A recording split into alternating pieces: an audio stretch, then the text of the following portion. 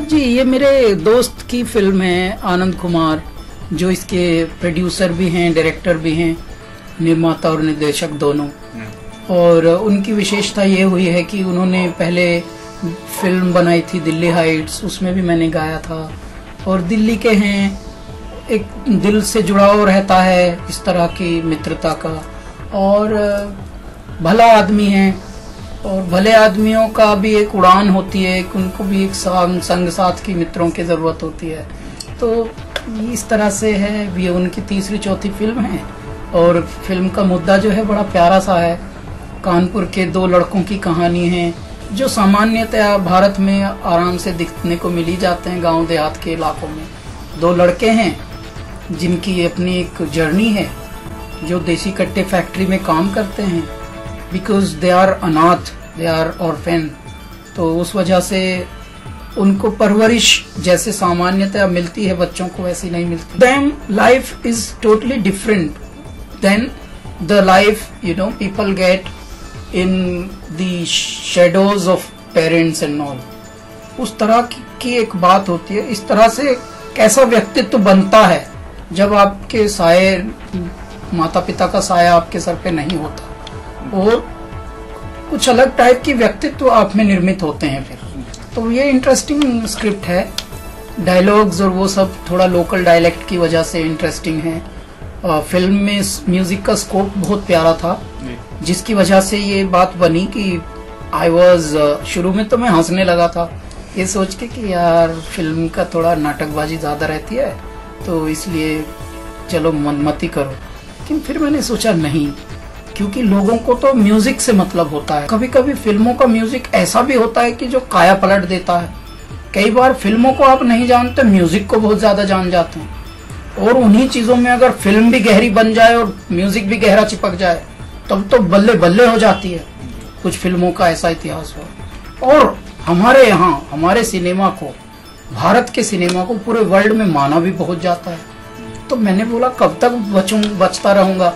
हमने फिल्मों में पहले भी म्यूजिक दिया है बीच बीच में हम, क्योंकि लाइव कॉन्सर्ट्स ज्यादा करते हैं इसलिए थोड़ा कम करते थे।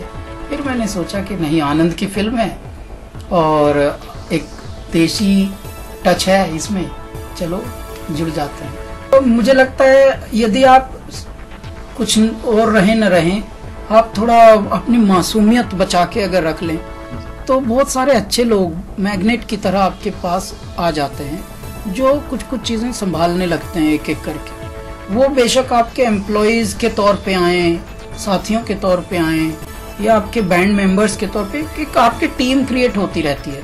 और चीजें, क्योंकि नियत आपकी थी, बरकत कुदरत ने देती। तो इस तरह से अपना एक संजोग जुड़ता गया और दायरा बढ़ता गया, और इस तरह से अस्तित्व थोड़ा वर्चस्व की ओर बढ़ने लगा। जी, मैं आपको बताता हूँ, सही में आपका प्रश्न बहुत ही सराहनीय है। एक गाना गाया है अभी, फिल्म का मुझे नाम याद नहीं, इलाइया राजा साहब के लिए गाया है। वो गाना अभी हम उन्हीं के स्टूडियो में फाइनल मिक्स सुन के आए हैं पिछले महीने। तो अभी वहां पर दूसरी फिल्म के लिए, अपनी फिल्म के लिए प्रकाश राज जी, जो बहुत बड़े एक्टर, डायरेक्टर, प्रोड्यूसर हैं, वो भी थे वहां। वो अपनी फिल्म का काम चल रहा था उनका।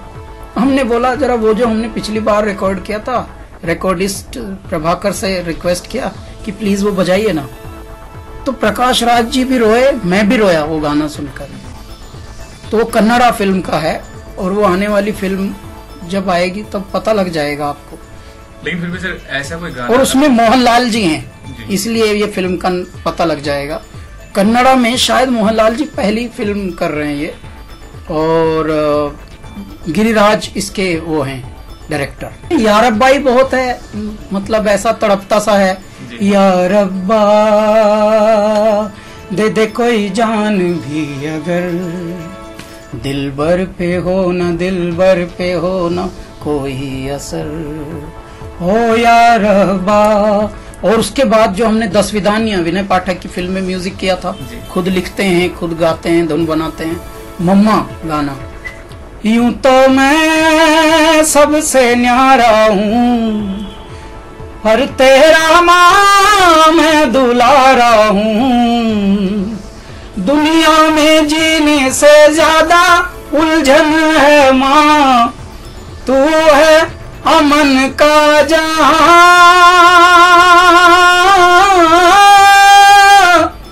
तू गुस्सा करती है बड़ा अच्छा लगता है, तू कान पकड़ती है बड़ी जोर से लगता है, मेरी माँ माँ मेरी माँ। जब भी हम ये गाना गाते हैं कॉन्सर्ट्स में जी, कुछ लोग जरूर रोते हुए बाद में पाए जाते हैं, फिर उनके लिए मैं अलग से बोलता भी हूँ कि हो गया आपका रुदन ध्यान, मैं खास बोलता हूँ। This is called cry meditation. So this is also one of the very very higher meditation form, रोना, वो भी इमोशनल बात के लिए रोना, क्योंकि आप सबसे करीब होते हैं अपने आप के तब जब आप रोते हैं, आप सबसे अपने आप के करीब होते हैं तब जब आप हंसते हैं। तो ये बहुत बड़े दोनों ध्यान है, हंसना और रोना। नहीं, देखिए आपका प्रश्न है कि मुर्गी होना पसंद करेंगे या अंडा होना, तो मैं मुर्गी और अंडा दोनों ही होना पसंद करता हूँ, क्योंकि दोनों का एक दूसरे से भिड़ंत है, लड़ंत है, और दोनों का एक दूसरे का साथ जुड़ा है, क्योंकि ना मुर्गी के बिना अंडे का अस्तित्व है और ना अंडे के बिना मुर्गी का अस्तित्व है। दोनों का होने पे डाउट हो जाएगा, फिर तो ऐसा हो जाएगा जैसे जेनेटिकल मॉडिफाइड टाइप का कुछ अंडा बनाया गया हो बिना मुर्गी के। शुरुआत मैं एक्चुअली दिल्ली से यहाँ आया था एल्बम करने, बिल्कुल मुझे फिल्म में गाने का बिल्कुल ख्याल था नहीं, दूर दूर तक भी, क्योंकि शुरू से ना मैंने फिल्मी गाने सुने, ना मुझे फिल्मों का शौक था, ना मुझे फिल्मों के बारे में कॉन्फिडेंस था कि मैं गा सकता हूँ फिल्मी गाने, क्योंकि ज्यादातर लोग आवाज मेरी गलत ही बताते थे, तो आवाज तेरी अच्छी नहीं है तो तू आप नहीं गा सकते हैं कभी फिल्मों में। तो मैं भी ये बिलीव करके साइड में हो गया था, और मैं अब आया था तो एल्बम बनाने आया था ये सोच के कि जिस तरह के गाने बन रहे हैं तो शायद नई आवाज भी एक्सेप्ट हो।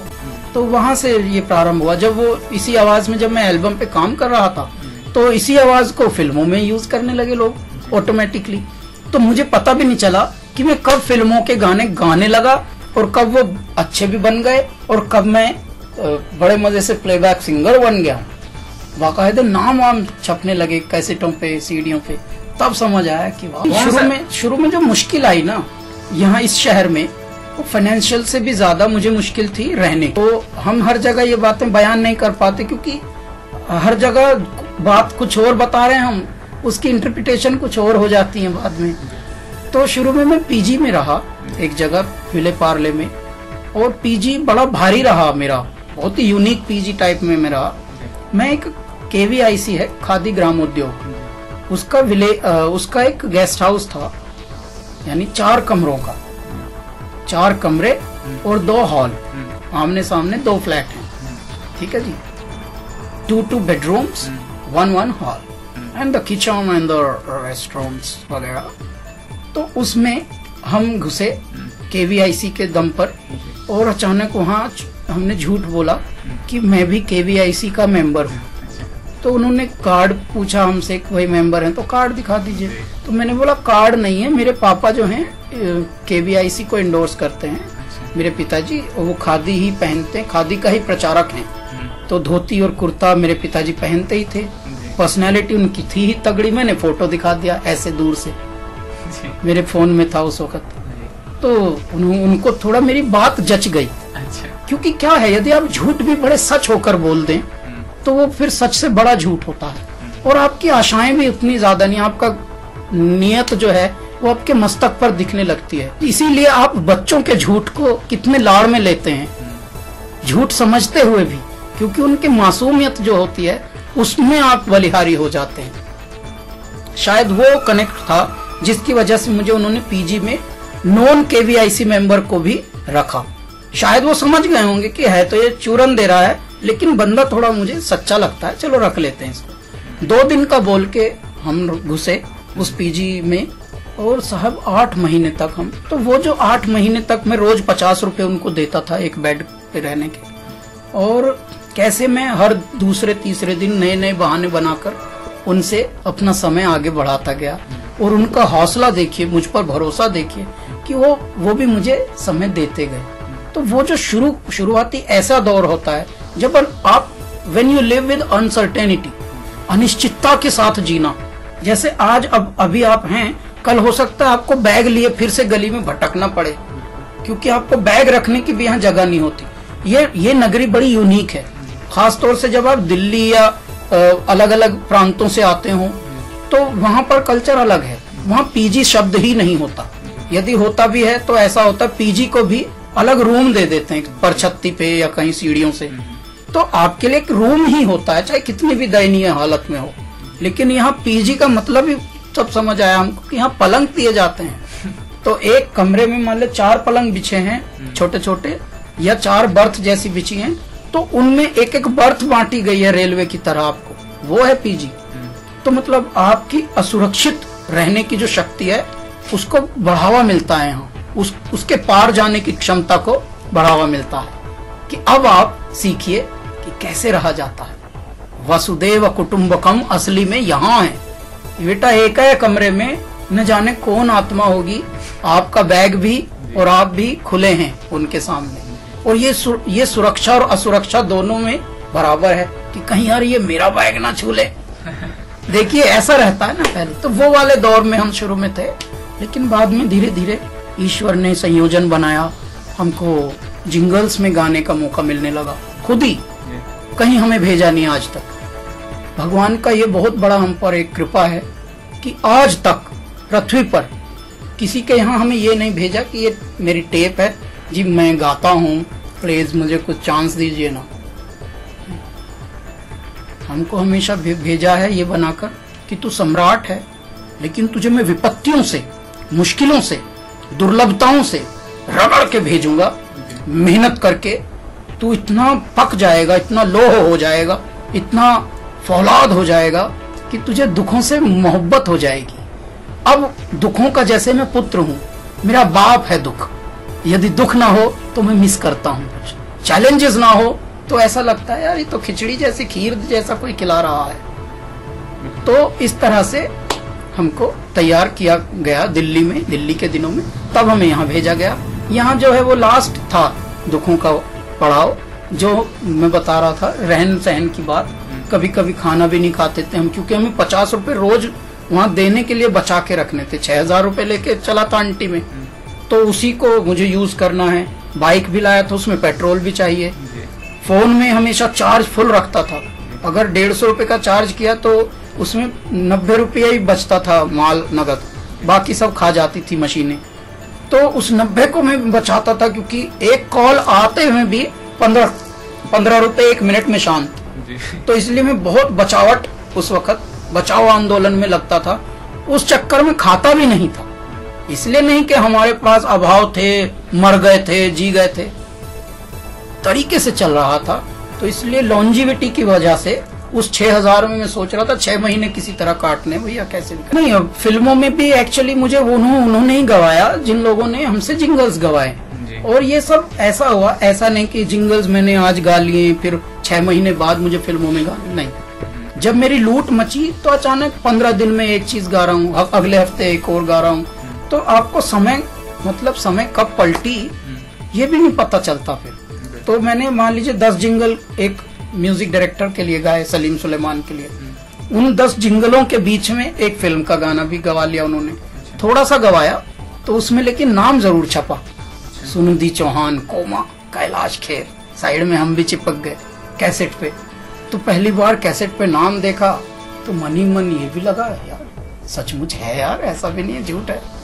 तो उसके बाद फिर एक फिल्म आई थी अंदाज, सुनील दर्शन की, और अब्बा इश्क ना होवे, उसमें ये इनकी भी पहली फिल्म थी, प्रियंका चोपड़ा और लारा डट्टा। तो 2 पंजाबन लड़कियां घुसी थी और एक हम कश्मीरी लड़के घुसे थे नए इस प्रोजेक्ट में। तो हमारा भी वहां पर ऐसा हुआ। तो इस प्रकार से धीरे धीरे होते होते 2-4 महीनों में कम से कम 3-4 फिल्मों में तड़का लग चुका था आवाजों का। उसके बाद अचानक विशाल शेखर को पता लगा कि हाँ ये है, तो अल्लाह के बंदे गा दिया फिर। तो इस तरह से होता गया। फिर जैसे अल्लाह के बंदे गाया ही था, तब तक रहमान तक चली गई न्यूज। रहमान के साथ तो फिर हम ऐसे चिपके जैसे चुंबक चिपक गई हो। तो फिर 8 साल उन्हीं के साथ चिपकते रहे।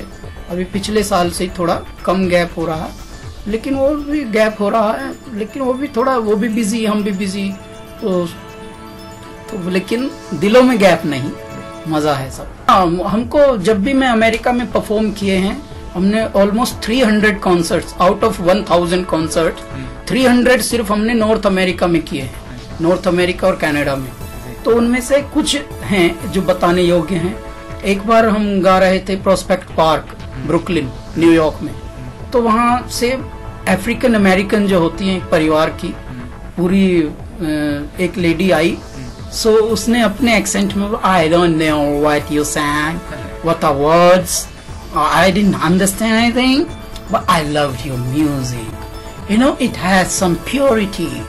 तो जब उसने ये बात बोला, प्योरिटी एंड ऑल, एक अमेरिकन के मुख से, वो भी जो वहाँ के नेटिव्स हैं उनके मुख से, जो मतलब पुराने हैं, जो रेड इंडियंस और वो लोग, ये इनको कहते हैं वहाँ के, ये असली हैं अमेरिकन्स। तो तब मुझे लगा वाओ मैन, कुछ तो है दम। वो भाग के आई वो लेडी, तब ये बताया उसने मुझे कि उफ, your music had some bliss and I was enjoying it thoroughly. मैंने कहा वाओ मैन। एक तो ये बात हुई।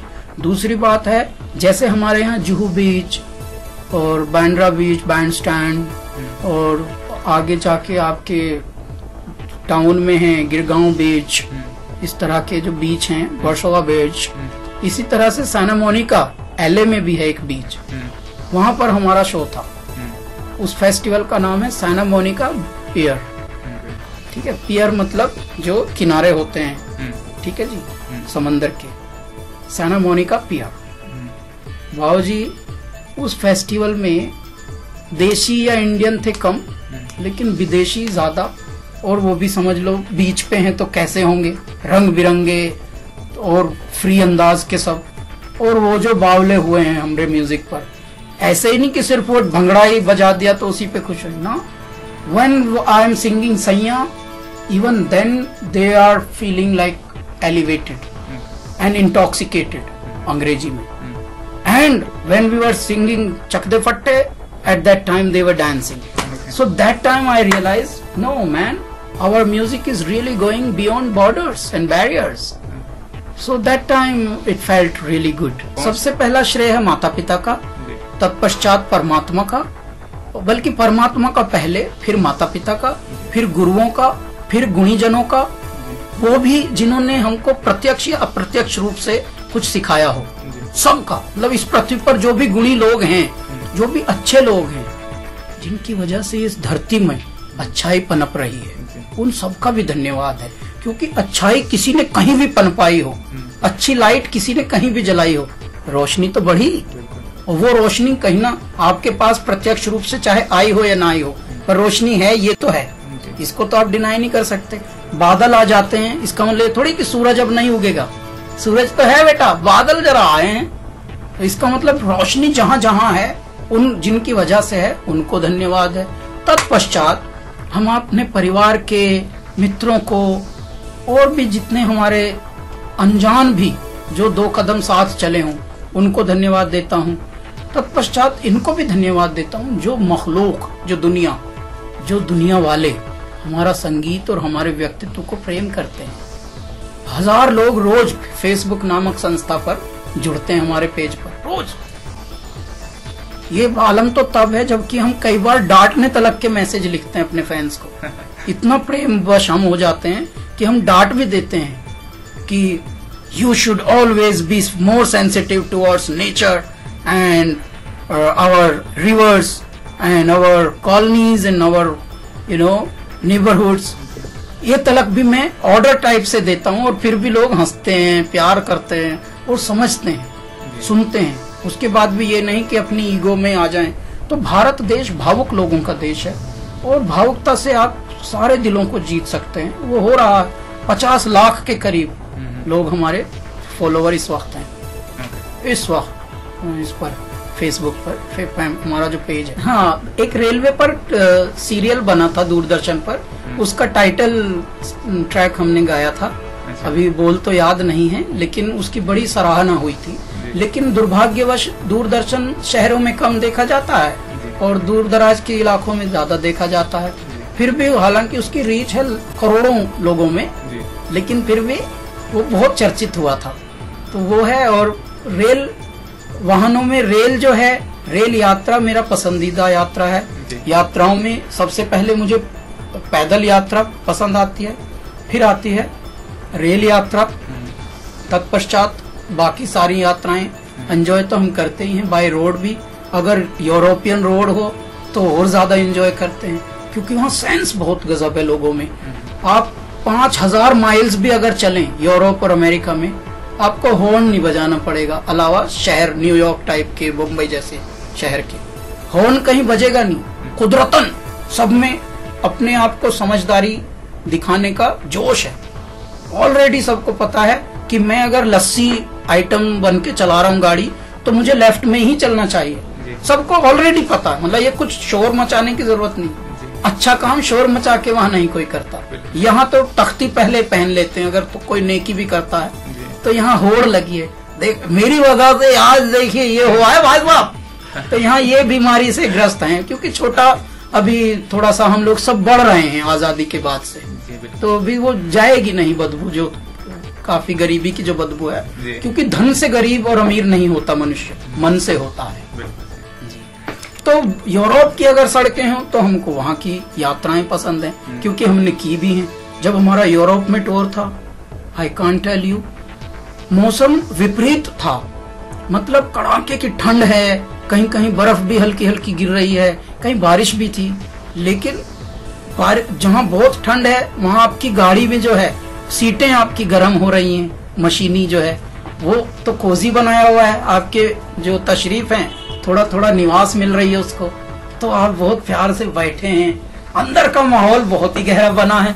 जब आप फूड कोर्ट पे उतरेंगे तभी आपको समझ आएगा कि अरे माइनस में है का, वरना अंदर का मौसम आपने अच्छा बनाया है। लेकिन रोड पे जो हमारे ड्राइवर्स हैं, हमारी जो गाड़ियां हैं, ओ मेरे दाता, गोरे ही थे सब ड्राइवर भी। तो वो गोरे उन्होंने जिन्होंने हमें घुमाया है पूरे टूर में, आप हंसेंगे, हैरान हो जाएंगे। कोल्ड प्ले को वो घुमाते हैं, और U2 को वो घुमाते हैं। तो ये सुनकर ही कितना अच्छा लगा कि ये लोग भारत के नहीं परंतु विश्व के जितने भी बड़े बड़े म्यूजिशियंस हुए हैं ये उनको घुमाते हैं, क्योंकि there is a specific travel agencies and kind of roadies जो म्यूजिशियंस को ही लेके चलते हैं। They used to be musicians earlier, पहले वो म्यूजिशियन ही थे, बाद में वो रोडीज बन गए, म्यूजिशियंस के साथ रहने लगे। तो तब जब सुना हमने, हमारा जो ड्राइवर था मार्क, वो बता रहा है वो बॉब मार्ली के को उसने खूब ढोया यूरोप में। उसने यूट्यूब के अपने यूट्यूब के सिंगर को खूब ढोया, पूरे बैंड को, कोल्ड प्ले को खूब ढोया। तो मैं सुनते ही बोला भाई तू मेरी पद्दी बैठ जाओ। तो मैंने उसको बोला कि तू मेरी पिगी बैक कर ले और मैं तुझे ढोता हूँ, क्योंकि तेरी बात सुन के मेरा दिल इतना खुश हो गया कि हे मेरे दाता, इस इंसान ने उन सब के साथ काम किया है और यही हमें भी। And they used to like our music also. उसने मार्क ने बताया इवन विदाउट योर म्यूजिक, मैंने कहा wow man I am privileged. बहुत अच्छा रहा हर चीज। हमने जो जो अभी तक कार्य किए हैं और उसमें हमें निंदा और आलोचनाएं जो है वो बुरी नहीं आई हैं। जहाँ कहीं पे छोटी मोटी आई भी हैं तो उसमें भी देखिए क्या होता है, लोग तो भगवान तलक से उतने खुश नहीं हैं, तो हम तो फिर भी इंसान हैं। मतलब अभी जैसे 2 जगह मैंने ऐसी हंसी की न्यूज पढ़ी। एक तो हमारे नाम का वारंट निकाल दिया किसी ने, किस बात पर कि अगर बम जो गाना है वो वल्गर है। तो किसी इंसान को भारत के किसी जगह पे उसको वो गाना वल्गर लगा, ठीक है। एक तो ये, उसके अगले हफ्ते हमने एक न्यूज पढ़ी कि धोनी के ऊपर भी किसी ने ऐसा ही वारंट निकाल दिया, और जबकि धोनी और हमारा जन्म तिथि है 7 जुलाई, तो हम मतलब we share birth date same. तो मैंने कहा क्या दोनों पे भगवान की कोई ग्रह थी का, और भगवानों के ही नाम पे किसी ने वारंट निकलवाया हम पे। तो मैंने कहा, मैं तब हंसा कि बेटा जब भगवान को नहीं बख्शा जाता तो इंसान की तो फिर क्या बड़ी बात है। तो इसलिए हमने कोई नहीं, मैंने कहा चलो। जी हमारी शादी हुई है 2009 में, जब मैं इंडियन आइडल में जज था। तो देखिए जज को भी किसी जज की तो जरूरत है ही दुनिया में, ये तो आप भी जानते हैं, क्योंकि जज रहेंगे अपनी अपनी जगह, लेकिन अपने घरों में तो सबका एक नॉर्मल जीवन रहता है। तो हम सोच रहे थे कि 35 के हो गए हैं, हाँ। और यदि अब ना किए तो फिर मैंने कहीं से फिर समझ लो मोला मोल की लानी पड़ सकती है। तो क्योंकि काफी पीछे पड़े हुए थे घर वाले, माता पिता, पेरेंट हमारे बुजुर्ग हो गए थे थोड़ा, तो उनकी बहुत इच्छाएं थी। और मैं पहले तो टरकाते जा रहा था, फिर हमको टाइम भी नहीं था। तो अगर मोहब्बत और प्यार के लिए भी टाइम ना हो तो समझ लीजिए फिर गड़बड़ है। तो वो गड़बड़ का इम्प्रेशन हटाने के लिए तब मुझ पर प्रेशर डाला गया बहुत ज्यादा कि now is the time, you can not avoid any more. तो तब मैंने दरअसल कबीर नाम का जो शाब्दिक अर्थ होता है वो होता है दयालु। तो नामों का एक अपना घनत्व होता है, नामों का एक अपना प्रभाव होता है, और हम सब ऊर्जा हैं हर रूप में, शरीर में भी, विचारों में भी, दृष्टि में भी, श्रवण में भी। तो हम सब ऊर्जा ही तो हैं, वृक्ष भी, हम भी सब एनर्जी हैं हम, और एनर्जी का ही एक अपना ताप बना हुआ है, गुरुत्वाकर्षण का ताप। उसी तरह से पूरी वायुमंडल, सौर मंडल सब चल रहे हैं। तो ये साइंटिफिक भी है और स्पिरिचुअल भी है, दोनों निमित्त हैं। ठीक है। तो कबीर नाम इसलिए बहुत उचित रहता है। एक नई आत्मा आई, वो भी हमारे उसमें आई जीवन में, तो मैं तब शीतल ने ये नाम चुना, मेरी वाइफ ने, और वहां से ये नाम। वर्किंग ऑन वन, और जो अभी हम कर रहे हैं जिस एल्बम पर कार्य, वो एक कोलैबोरेटेड वर्क कर रहे हैं। पहली बार कैलासा किसी और के साथ संगम बना रहे हैं काम का। वो हैं पद्मश्री प्रहलाद सिंह टिपाणिया जी, लगभग 50 वर्ष से भी थोड़ा ज्यादा के हैं, मेरे पिता तुल्य हैं, लेकिन बहुत ही गजब गायक हैं और कबीर को ही गाते हैं, कबीर के पद गाते हैं, और उनकी गायकी में सरलता और सहजता है। तो उनके साथ कैलासा कोलैबोरेट कर रहे हैं। तो पहली बार हमारी जो एल्बम होगी वो थोड़ी सी यूनिक एलिमेंट्स के साथ आ रही है। नहीं, देखिए, पहले की दुनिया में और अब की दुनिया में, जब मैं बालक था या जब मैं थोड़ा टीनेज में था, और अब जब हम थोड़े मैच्योर्ड हैं और जिम्मेदारियां एक अलग प्रकार की हैं, तो अब में देखना और अब में महसूस करना, वो भी रेल में चलना और अब रेल देखना, बल्कि मैं कहूँगा बस में भी चलना और अब बस देखना, बल्कि उससे भी भयानक है बात कि साइकिल पे थोड़े चलना और गिरना, और अब सिर्फ साइकिलिस्ट को देखना दूर से कि यार ये भी मैं काम कर चुका हूँ लाइफ में थोड़ा बहुत। हालांकि मैं बहुत गिरा हूँ 1-2 बार, लेकिन बहुत ही अनोखे अनुभव होते हैं। लगता है जैसे दुनिया बदल गई है और सब कुछ परिवर्तित हो गया है। अब रेल भी ऐसा नहीं है कि हम रेल में अब यात्रा करने के इच्छुक नहीं है, मन तो अभी भी करता है।